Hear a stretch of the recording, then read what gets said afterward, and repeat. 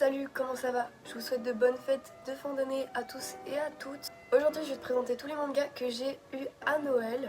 Le but de cette vidéo n'est évidemment pas de me vanter. Je suis très chanceuse et reconnaissante d'avoir des cadeaux encore aujourd'hui. Cette vidéo, je vous la fais plus dans le but de vous présenter l'amélioration de ma collection de mangas. Et donc, sans plus attendre, on commence la vidéo. Commençons par des séries que je complète petit à petit. Avec Yotsubato, j'ai obtenu le tome 3 et le tome 4. C'est une série que j'avais découvert il y a longtemps, j'étais en 5ème. Depuis quelques temps, peut-être la nostalgie, j'ai envie de tous les relire et de tous les racheter. Et c'est pour cette raison que je les ai eus pour Noël. L'histoire est très chill, simplement l'histoire c'est une petite fille qui va déménager à la ville avec son père. Elle va faire des rencontres, elle va découvrir des choses, apprendre des choses. Et c'est tout le but de l'histoire, c'est assez rigolo parfois. C'est un manga pas prise de tête du tout, c'est vraiment agréable à lire. C'est un livre très tranche de vie, en tout cas je ne peux que vous recommander ce manga. Continuons toujours avec une série que je continue de compléter. Détective Conan avec le tome 9 et le tome 11. Ça peut paraître assez aléatoire mais en fait j'ai pas le tome 9, 11 et 13. Car dès que je peux j'achète les mangas d'occasion. Voilà, c'est un objectif de l'année 2025 en tout cas de compléter la série Détective Conan. Au total j'ai 18 tomes sur 102 ou 103 je pense. Détective Conan donc qui est un basique dans l'univers du manga. Je pense honnêtement qu'en France il n'est pas assez réputé. Il mérite beaucoup mieux. L'histoire, elle est complète, elle est incroyable. C'est peut-être un peu long, mais en même temps, quand je le lis, j'ai pas envie que ça s'arrête. Les dessins sont vraiment très qualitatifs et les enquêtes également. Parfois, ça peut être un peu redondant, mais à chaque fois qu'on commence un petit peu, on va dire, à s'ennuyer, il y a des nouveaux personnages qui arrivent dans l'histoire, il y a des nouveaux trucs et c'est assez incroyable. Je pense que ici tout le monde connaît l'histoire. Après, pour résumer rapidement, c'est Kenichi Kudo, un lycéen qui adore résoudre des enquêtes, qui un jour va suivre des hommes vêtus de noir qui lui paraît très suspect. Malheureusement il va se faire prendre, ils vont lui faire avaler un médicament qui va le faire rajeunir. Il était censé mourir mais en fait il a rajeuni et du coup son objectif de retrouver sa taille de lycéen. Mais pour tout ça il faut qu'il garde le secret parce que c'est une organisation très dangereuse et justement il galère un peu à la retrouver. Donc il va se créer une fausse identité, il va vivre chez un autre détective un peu moins réputé, mais bon, il va l'aider sans vraiment qu'il s'en rende compte à résoudre les enquêtes pour que ça l'aide lui-même. Continuons avec une série qui m'avait fait de l'œil récemment, c'est The Ichinose Family d'Eglisins, qui est un manga de l'auteur Taizen 5. Mais en tout cas c'est le même auteur que Ta copie que j'avais lu en vidéo dans un marathon, une vieille vidéo.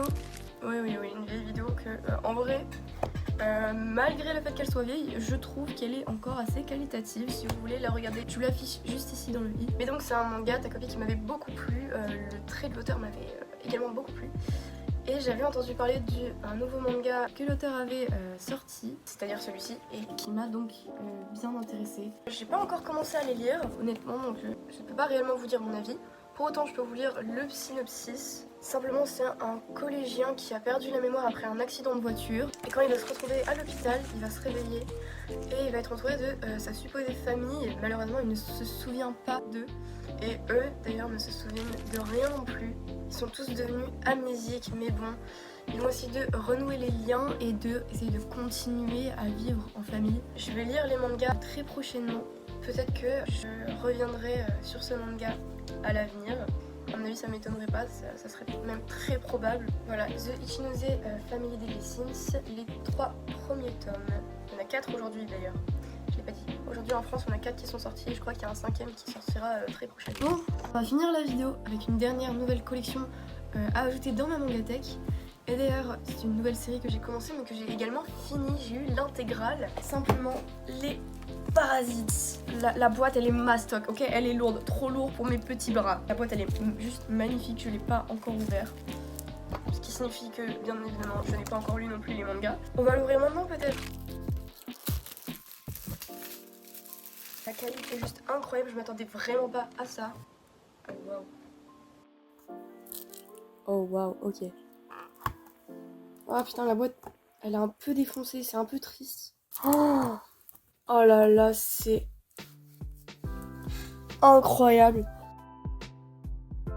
Je pense pas que ce soit la technique pour faire tomber les mangas. L'intégrale de Parasites, les couvertures, elles sont assez pépites. Je découvre les couvertures, elles sont incroyables. J'aime énormément le format et tout ça, ça a l'air tellement incroyable à lire, le style graphique, ça fait assez old school. J'aime beaucoup le dernier tome. Je suis très contente de cette acquisition. Je vais directement la mettre bien en avant, cette boîte, dans ma collection, dans ma Mangatech. J'annonce, il y aura sûrement une vidéo marathon lecture de l'intégrale de Parasite. Que vous ayez mon avis directement.